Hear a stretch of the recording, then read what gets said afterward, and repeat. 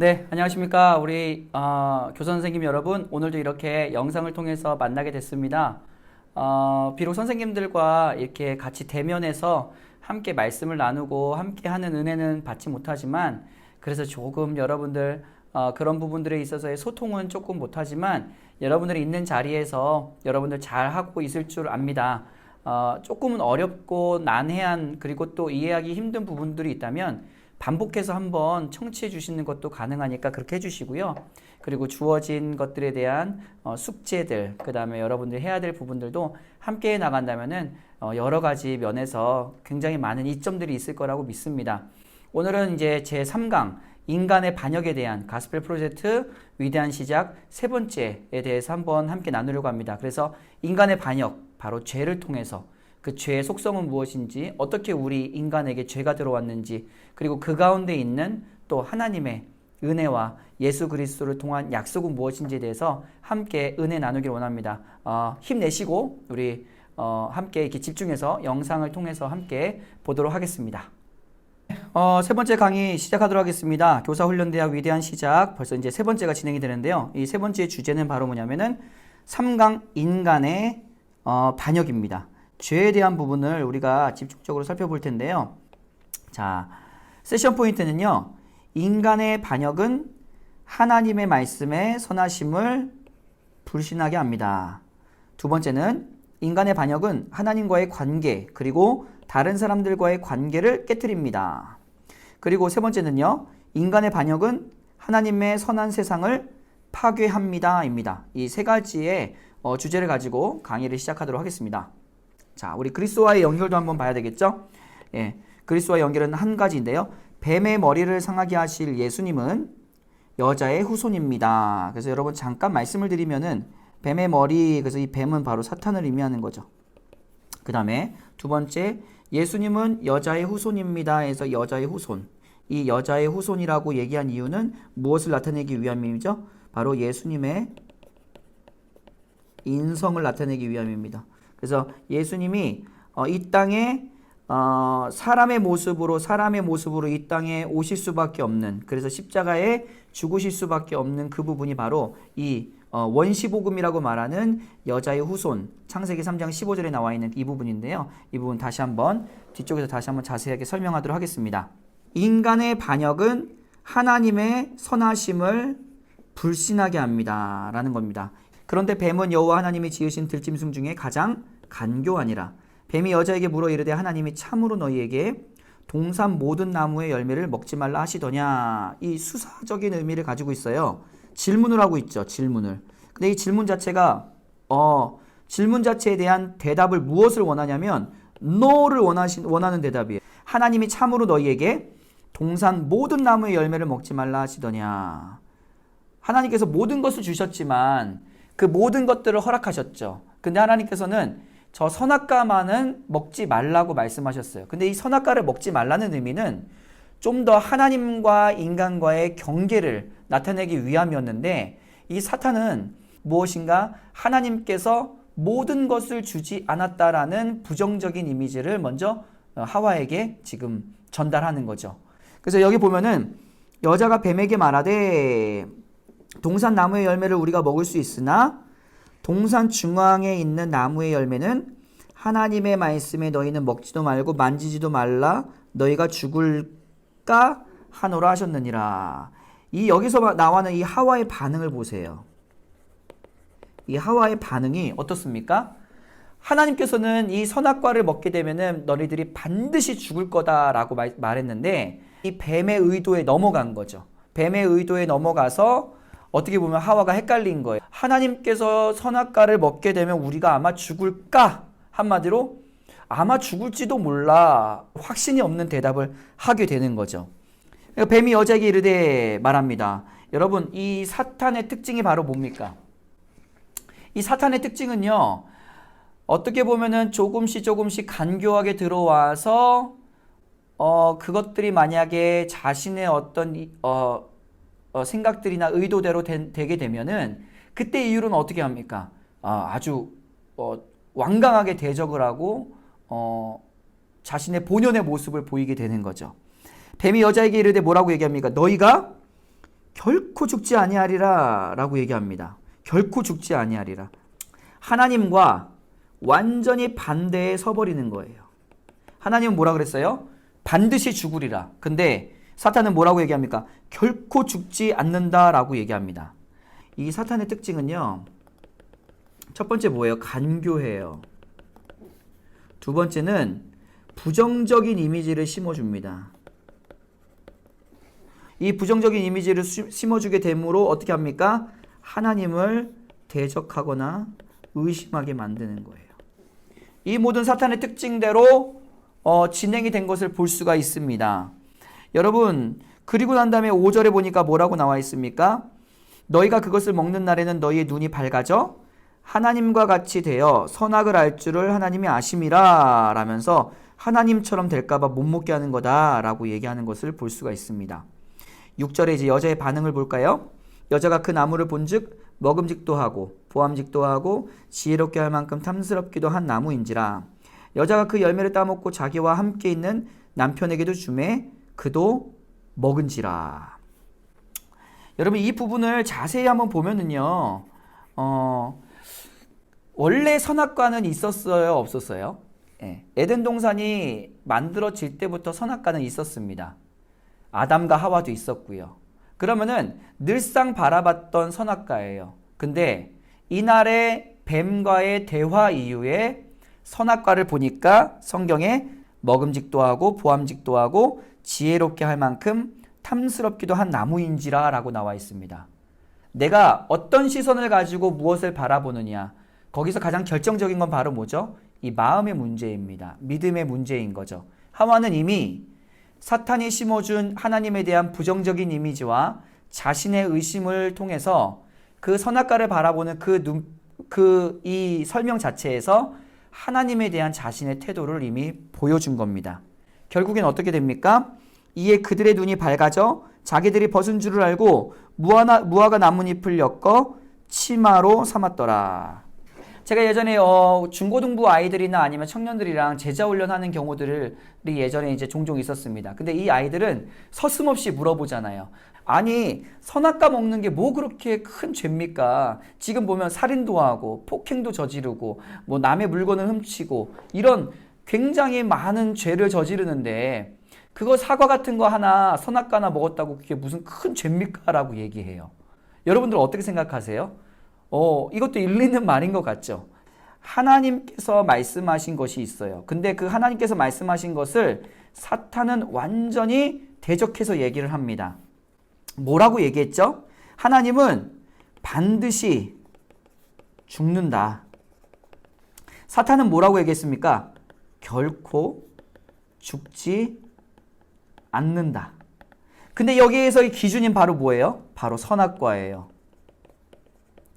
그러니까 여러분, 이 선악과가 뭔가 특별한 뭔가가 있는 게 아니죠. 이 선악과는 바로 뭐냐면은 기준인 거예요. 예전에 무슨 뭐 다이빙 같은 거 하게 되면 거기 다이빙 금지라고 써 있잖아요. 근데 그 다이빙 금지라는 표지판이 중요한 거예요? 아니면 그 다이빙 금지라는 것을 보고 그것을 믿고 여기서 뛰어내리면 위험하구나. 그래서 멈추는 사람이 있는가 하면 다이빙 금지라고 아무리 붙여놔도 에이 뭐 무슨 일 있겠어 하고 뛰어내리는 친구가 있다라는 거죠. 한마디로 이 선악과에 있어서 가장 중요한 것은 바로 뭐냐면은 기준이라는 거예요. 누구에 대한 기준? 바로 하와의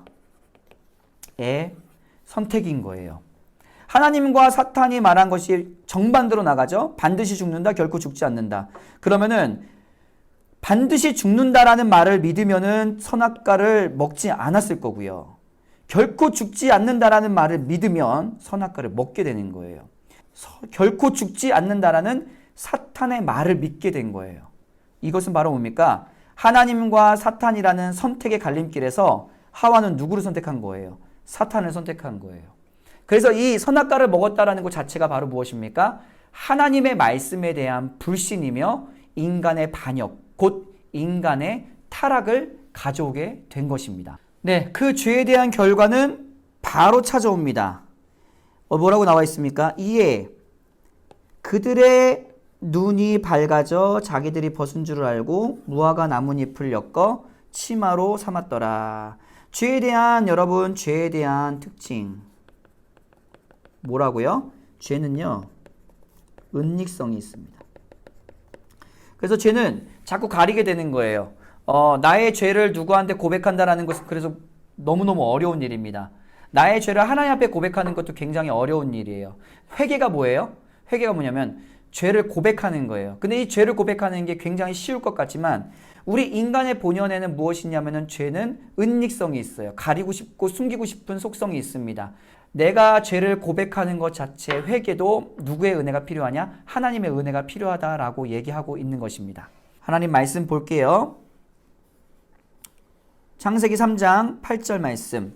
그들이 그날 바람이 불 때 동산에 거니시는 여호와 하나님의 소리를 듣고 아담과 그의 아내가 어떻게 했습니까? 여호와 하나님의 낯을 피하여 동산 나무에 숨은지라. 아까 말씀드렸죠? 은닉성이 있어요. 여호와 하나님이 아담을 부르며 그에게 이르시되 내가 어디 있느냐? 이르되 내가 동산에서 하나님의 소리를 듣고 벗었으므로 두려워하여 숨었나이다. 여러분, 하나님과 인간과의 관계가 어떻게 된 거예요? 이 관계가 깨어져 버린 겁니다. 원래 하나님과 인간의 관계는 어떤 관계였어요? 소통하고 함께하고 서로 교제하는 관계예요. 완전하고 온전한 관계였어요. 근데 지금 인간이 어떻게 하고 있어요? 하나님을 피하여 숨고 있습니다. 바로 하나님과 인간의 온전한 관계가 깨어진 것을 볼 수가 있는 거예요. 두 번째는 보겠습니다. 11절 말씀부터 계속 쭉 보겠습니다. 누가 너의 벗었음을 내게 알렸느냐? 내가 내게 먹지 말라 명한 그 나무의 열매를 내가 먹었느냐? 아담이 뭐라고 얘기해요? 아담이 하나님이 주셔서 나와 함께 있게 한 여자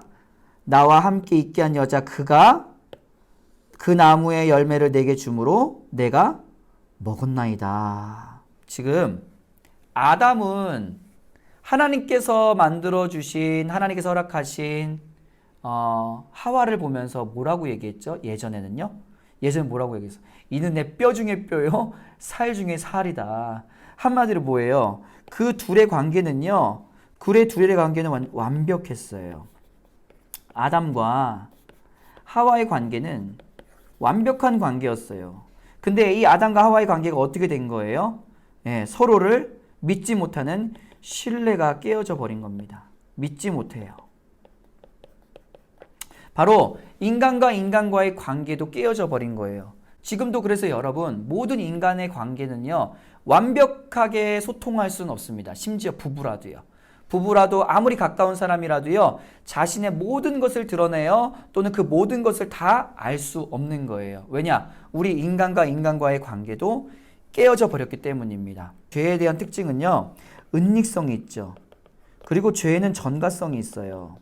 나만 죄를 저지르지 않습니다. 그래서 어떻게 보면 우리 청소년 아이들이 굉장히 조심해야 될 부분이 바로 이런 부분들이죠. 왜 좋은 친구 만나라고 얘기하고 좋은 환경을 열어주려고 하냐면 꼭 담배 피는 친구들을 만나면 담배 펴요. 술 먹는 친구들 만나게 되면 술 먹죠. 더 나쁜 짓을 하게 돼도 마찬가지예요. 죄에는 전가성이 있습니다. 이 하와가 먹은 선악과를 누구한테 줍니까? 아담에게 줘요. 그 다음에 또 뭐가 있어요? 핑계를 대게 되죠. 모든 죄에 대해서 온전하게 나의 잘못으로 고백하지 않아요. 누구의 잘못인 것처럼 얘기하는 부분들이 있다라는 겁니다. 그래서 인간의 반역은 하나님과의 관계 그리고 다른 사람들과의 관계를 깨트립니다. 그로 인해서 여러분 이들이 받게 되는 저주가 뭡니까? 16절 말씀, 17절 말씀 볼게요. 또 여자에게 이르되 내가 내게 임신하는 고통을 크게 더하리니 내가 수고하고 자식을 낳을 것이며 너는 남편을 원하고 남편은 너를 다스릴 것이니라 하고 여자에게 준 징계는 뭡니까? 바로 해산의 고통이에요.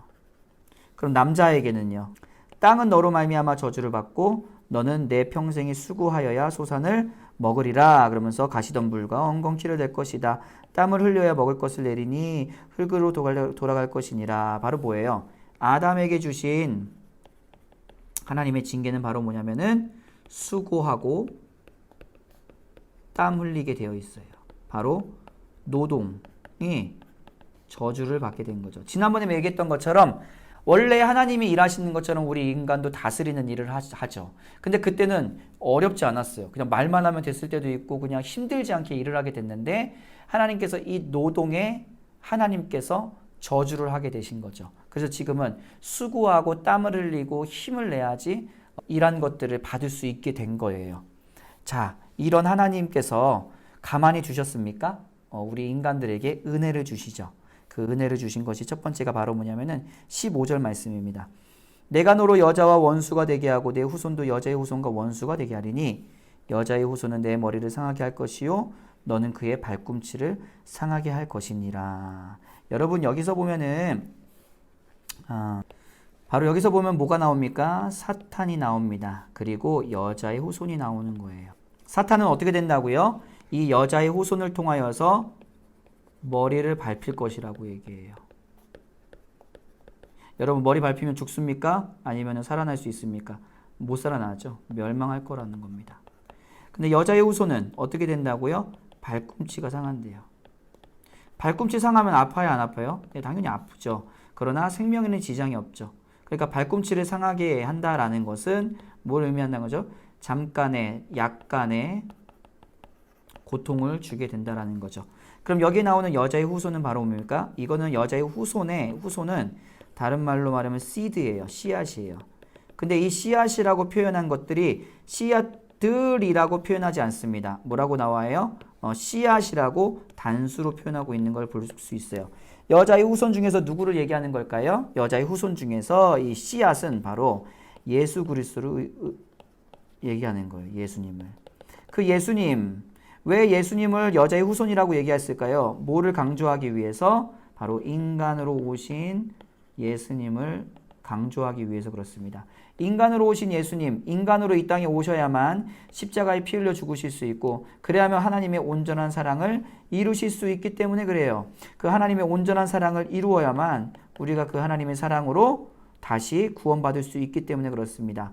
그래서 이 하나님의 창세기 3장 15절 말씀을 통해서 15절을 우리는 뭐라고 얘기하냐면은 원시복음, 최초의 하나님께서 약속한 원시복음입니다. 하나님은 이 3장 15절의 말씀을 하나님께서는 이루시기 위해서 약속을 지키시기 위해서 이후에 있는 모든 아브라함과 이삭과 야곱과 요셉이 부족하고 연약한 사람임에도 불구하고 그리고 우리 인간 모두가 연약함에도 불구하고 하나님은 이 3장 15절에 하나님의 언약 말씀을 지키시기 위해서 그 연약한 인간들을 향하여서 은혜를 계속적으로 주시는 거예요.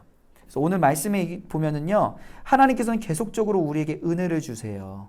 자, 20절 말씀 같이 보겠습니다. 20절 말씀. 아담이 그의 아내의 이름을 뭐라고 불렀어요? 하와라 불렀으니. 지난번에도 얘기했죠. 이 하와. 이게 바로 무슨 뜻이라고요? 생명이란 뜻이에요. 생명이란 뜻을 주신 이유가 바로 뭐예요? 하나님께서 우리에게 새로운 생명을 허락하셨다. 죽을 수밖에 없는 우리에게, 징계를 받을 수밖에 없는 우리에게 새 생명을 허락하셨다라는 거죠. 그리고 난 다음에 하나님께서 뭐 하셨습니까? 여호와 하나님이 아담과 그의 아내를 위하여 가죽옷을 지어 입히니라. 이 가죽옷이 바로 뭐예요? 이 가죽옷이 바로 하나님의 은혜인 거죠. 여러분, 한번 제가 이 그림을 그려볼게요. 자, 누군지 알겠죠? 이게 아담, 이게 하와예요. 네. 네. 자, 그러면 이 아담과 하와가 있는데요. 네.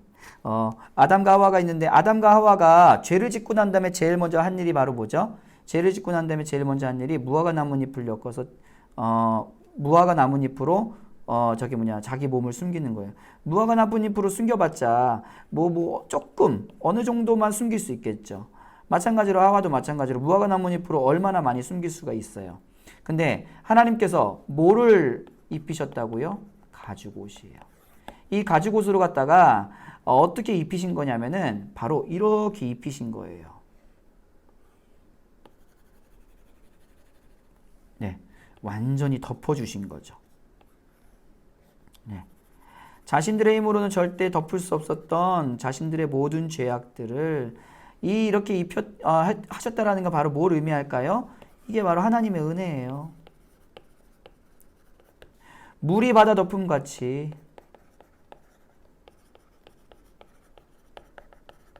하나님의 은혜를 쏟아 부어 주신 거죠. 그래서 여러분 이 가죽옷에 대한 부분에 있어서 또 이렇게도 한번 생각해 볼 수가 있는 거예요. 여러분 가죽옷을 여러분들 입혔다라는 것은 누가 희생이 됐다라는 의미겠죠. 누굽니까? 동물이 희생이 됐다라는 의미겠죠. 동물이 죽음으로 말미암아 가죽옷을 얻을 수 있었죠. 그럼 바로 이 죽음이라는 부분에 대해서 생각을 해보면은 그때 이후로 아담과 하와가 여러분 가인과 아벨에게도 가르쳐 준 게 바로 뭘까요? 하나님을 만나는 제사예요. 근데 제사에 있어서 이게 전체적으로 다 그렇게 해석할 수는 없다라는 의미도 있지만 제사에 있어서 중요한 것이 바로 뭐냐면은 희생 제물이에요. 이 가인과 아벨 중에 아벨은 희생 제물이 있었습니까? 없었습니까? 아벨은 희생 제물이 있었죠. 그러면 가인은 희생 제물이 있었어요? 없었어요? 가인은 희생 제물이 없었어요. 이 희생 제물이 필요한 거죠. 가죽옷을 지어서 입히는 하나님의 은혜를 바라보면서 누군가가 죽어야만 내가 은혜를 입을 수 있다는 것을 아담과 하와는 깨닫게 된 거예요. 그리고 자기의 자녀들에게도 제사라는 것들을 알려주고 그 제사에는 무엇이 있냐? 바로 희생 제물이 필요하다라는 것을 알려줬겠죠. 네, 그래서 하나님께서는 아벨의 제사는 받으시고 가인의 제사를 받지 않은 부분, 이게 전체적인 해석으로는 그렇게 다 이걸로만 해석할 수는 없지만 그러나 한 부분으로는 이 부분도 있다라는 것을 이해하시면 좋을 것 같습니다. 네, 인간의 반역은 그래서 하나님의 선한 세상을 파괴합니다. 왜요? 하나님의 선한 세상, 바로 모든 것들이 이제 약육강식으로 바뀌게 되고요. 수고하고 땀 흘려야만 농작물이 날 수밖에 없는 엉겅퀴를 내게 되고, 그래서 이 세상의 모든 만물은요 지금도 유지는 되고 있지만 에덴 동산과 같은 완벽한 세상은 아니라는 거죠. 그건 나중에 언제 완성이 될까요? 주님 오시는 그날에 완성이 되는 거죠. 자, 마지막 4번 그리스도와의 연결입니다. 내가 너로 여자와 원수가 되게 하고 내 후손도 여자의 후손과 원수가 되게 하리니 여자의 후손은 내 머리를 상하게 할 것이요 너는 그의 발꿈치를 상하게 할 것이니라 하고, 이 말씀을 어떻게 볼 수 있을까요? 요한일서 3장 8절에 죄를 짓는 자는 마귀에게 속하나니 마귀는 처음부터 범죄함이라. 하나님의 아들이 나타나신 것은 마귀의 일을 멸하려 하심이라. 하나님의 아들 바로 누구를 얘기합니까? 예수 그리스도를 의미하는 거예요. 그 예수 그리스도의 은혜로 말미암아 우리는 하나님의 자녀가 될 수 있고 또 그 하나님의 약속이 이후에 이루어지는 것을 볼 수가 있습니다. 여러분 여기까지 우리 창세기 3 위대한 시작 가스펠 프로젝트 3강에 나오는 인간의 반역에 대한 부분들 함께 나누었습니다. 감사합니다.